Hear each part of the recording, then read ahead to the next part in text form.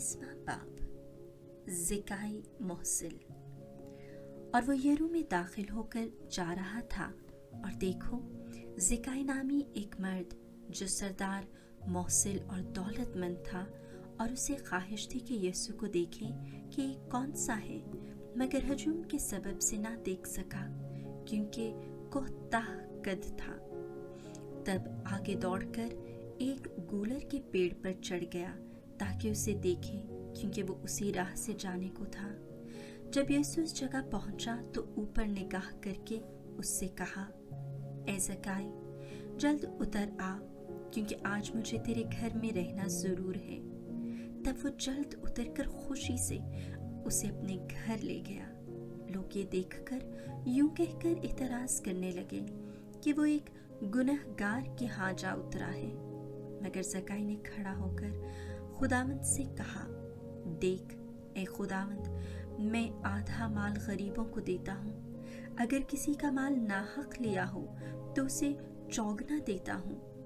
तब यीशु ने उससे कहा कि आज इस घर में निजात आई है, इसलिए कि ये भी इब्राहिम का बेटा है, क्योंकि इब्ने इंसान इसलिए आया है कि खोए हुओं को ढूंढे और बचाए।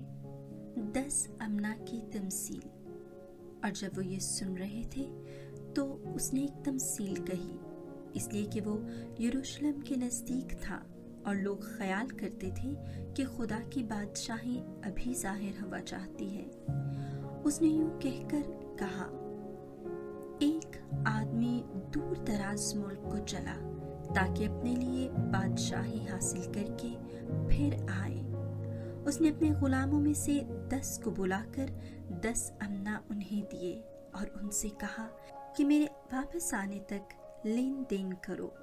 लेकिन उसके हम वतन उससे कीना रखते थे और उसके पीछे कासिद भेजे जो कहें कि हम नहीं चाहते कि ये हम पर बादशाही करे। और यूं हुआ कि जब वो बादशाही हासिल करके फिर आया तो उन गुलामों को बुला भेजा जिन्हें रुपया दिया था,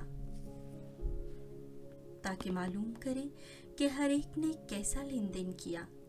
तब पहले ने हाजिर होकर कहा, ए खुदावंद, तेरे अमना ने 10 अमना पैदा किए। उसने उससे कहा, शाबाश ए नेक गुलाम, इसलिए कि निहायत थोड़े में तू दयानतदार निकला। अब तू 10 शहरों पर इख्तियार रख। और दूसरे ने हाजिर होकर कहा, ए खुदावंद, तेरे अमना ने 5 अमना पैदा किए। उसने उससे कहा कि तू भी 5 शहरों का सरदार हो। और एक और ने हाजिर होकर कहा, ए खुदावंद, देख अपना अमना जिसे मैंने रुमाल में बांध रखा है, क्योंकि मैं तुझसे डरता था कि तू सख्त आदमी है। जो तूने नहीं रखा वो उठा लेता है, और जो तूने नहीं बोया वो काटता है। उसने उससे कहा, ए शरीर गुलाम, मैं तेरे ही मुंह से तेरा इंसाफ करता हूँ। जब तू जानता था कि मैं सख्त आदमी हूँ, और जो नहीं रखा वो उठा लेता हूँ, और जो नहीं बोया वो काटता हूँ, तो मेरा रुपया साहूकार के हाथ तूने क्यों न रखा कि मैं आकर उसे सूद समेत लेता। तब उसने उनसे जो हाजिर थे कहा, अमना उससे ले लो और उसे दो जिसके पास 10 अमना है। तब उन्होंने उससे कहा, ए खुदावंद, उसके पास 10 अमना तो हैं। बस मैं तुमसे कहता हूँ कि जिसके पास है उसे दिया जाएगा, और जिसके पास नहीं है उससे वो भी ले लिया जाएगा जो उसके पास है। लेकिन मेरे उन दुश्मनों को जिन्होंने ना चाहा कि मैं उन पर बादशाही करूं, यहाँ लाओ और मेरे सामने कत्ल करो। अदखाले यरूशलेम।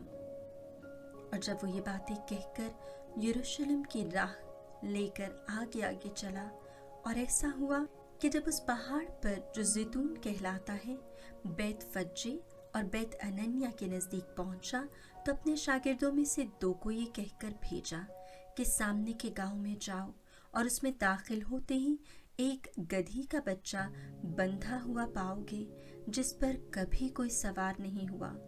उसे खोल कर लाओ, और अगर कोई तुमसे पूछे कि ये क्यों खोलते हो, तो उससे यूं कहना कि खुदावंद को दरकार है। भेजे हुओं ने जाकर जैसा उसने कहा था वैसा ही पाया, और जब गधी का बच्चा खोलने लगे तो उसके मालिकों ने उनसे कहा कि इस बच्चे को क्यों खोलते हो? उन्होंने कहा, खुदावंद को दरकार है। और वो उसे यीशु के पास लाए और अपने कपड़े उस पर डालकर यीशु को सवार किया। जब वो जा रहा था तो अपने कपड़े राह में बिछाते जाते थे, और जब वो कोहे जैतून के उतार पर पहुंचा तो शागिर्दों की सारी जमात उन सब मौजज़ों के सबब से जो उन्होंने देखे थे खुश होकर बुलंद आवाज से यूं कहते हुए खुदा की तमजीद करने लगे, मुबारक है वो बादशाह जो खुदावंद के नाम से आता है, आसमान पर सलामती और आलम बाला पर जलाल। और उस हुजूम में से बाज़ फरीसियों ने उससे कहा कि ऐ उस्ताद, अपने शागिर्दों को झिड़क। और उसने जवाब में कहा, मैं तुमसे कहता हूँ कि अगर ये चुप भी रहें तो पत्थर चिल्ला उठेंगे।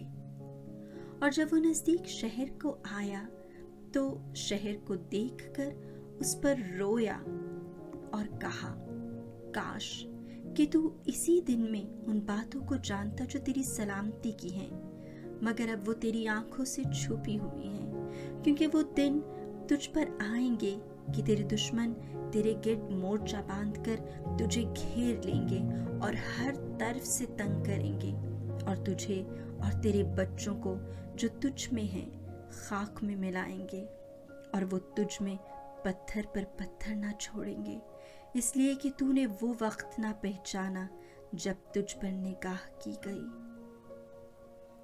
ताजिरों का हैकल से निकाला जाना। और हैकल में दाखिल होकर खरीदो फरोख्त करने वालों को वो निकालने लगा और उनसे कहा, लिखा है कि मेरा घर दुआ का घर है, मगर तुमने उसे डाकुओं की खो बना दिया है। और वो हर रोज़ हैकल में तालीम देता था, और सरदार काहिन और फ़कीह और कौम के सरदार इस कोशिश में थे कि उसे हलाक करें, लेकिन ऐसा करने का मौका ना पाते थे, क्योंकि सब लोग उसकी बातें सुनकर महव हो जाते थे।